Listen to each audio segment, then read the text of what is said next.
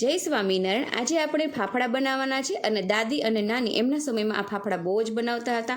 તો આજે આપણી ઘરે દાદી આવી ગયા છે અને દાદી ફાફડા બનાવવાના છે। તો અહીં દાદીએ 250 ગ્રામ ચણાનો લોટ લીધો છે, તેમાં સ્વાદ અનુસાર મીઠું એડ કરી દીધું છે।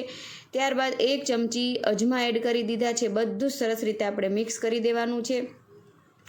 અને આપણે આ જે લોટ છે તેની અંદર મોણ નથી નાખવાનું, મોણ વગરનો જ લોટ બાંધવાનો છે। આવી રીતે બધું સરસ રીતે મિક્સ થઈ જાય પછી આપણે થોડું થોડું પાણી એડ કરતા જઈશું અને સરસ લોટ બાંધીશું। પરોઠા જેવો લોટ બાંધવાનો છે, અહીં ઢીલો કે કઠણ લોટ નથી બાંધવાનો।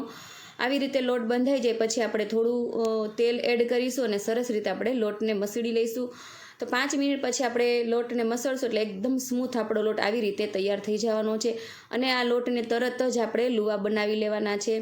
આવી રીતે આપણે નાના નાના બધા જ લુવા બનાવી લેવાના છે। ફ્રેન્ડ્સ, તમારે આ ફાફડાની જે પૂરીઓ છે તમારે નાની મોટી જેવી રીતે કરવી એવી રીતે તમે આ લુવા બનાવી શકો છો। આ ફાફડા તમે 15 દિવસ માટે સ્ટોર પણ કરી શકો છો। પિકનિકમાં જતા હોય તો ત્યાં પણ લઈ જઈ શકો છો, બાળકોને લંચ બોક્સમાં પણ આપી શકો છો।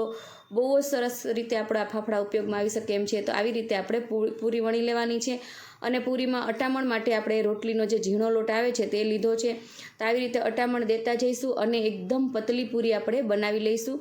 એકદમ પતલી પૂરી બનાવ્યા પછી આપણે બધી જ પૂરીઓ વણી લેવાની છે એક સાથે અને ત્યારબાદ અહીં તેલ ગરમ થઈ ગયું છે તો પૂરી થોડી સુકાઈ જાય એટલે આપણે તળી લેવાની છે। આ પૂરી તળાતા સહેજે વાર નથી લાગવાની, તરત જ 1 જ મિનિટની અંદર આપણે પૂરી બનીને રેડી થઈ જાય છે।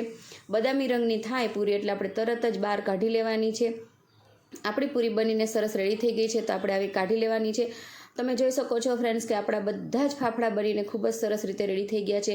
તો તમને આ ફાફડા બનાવવાની સ્ટાઇલ કેવી ગમી એ મને કમેન્ટ કરીને જરૂર જણાવજો। અને તમને જો આ રેસીપી ગમી હોય તો મારી આ ચેનલને લાઇક કરજો, શેર કરજો અને સબસ્ક્રાઈબ કરજો। અને હા, ઓલ બટન દબાવવાનું ના ભૂલતા, જેથી તમને મારા બધા જ આગળના વિડીયોની નોટિફિકેશન મળતી રહે। આવા જ આગળના બધા જ વિડીયો આપણે નવી નવી રેસીપીઓ લઈને આવતા રહીશું અને ફરીથી મળીશું। જય શ્રી સ્વામિનારાયણ। Thank you.